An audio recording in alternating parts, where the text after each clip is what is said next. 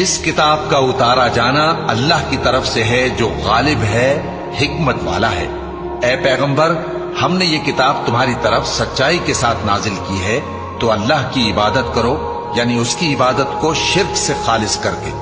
دیکھو، خالص عبادت اللہ ہی کے لیے زیبا ہے، اور جن لوگوں نے اس کے سوا اور دوست بنائے ہیں وہ کہتے ہیں کہ ہم ان کو اس لیے پوچھتے ہیں کہ وہ ہم کو اللہ کا مقرب بنا دے۔ تو جن باتوں میں یہ اختلاف کرتے ہیں اللہ ان میں ان کا فیصلہ کر دے گا۔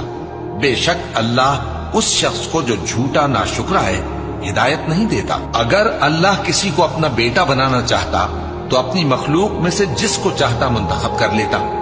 وہ پاک ہے، وہی ہے اللہ جو اکیلا ہے، بڑا زبردست ہے۔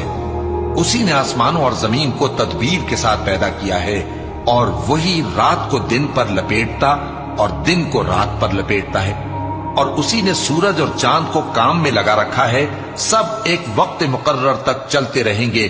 دیکھو، وہی غالب ہے، بخشنے والا ہے۔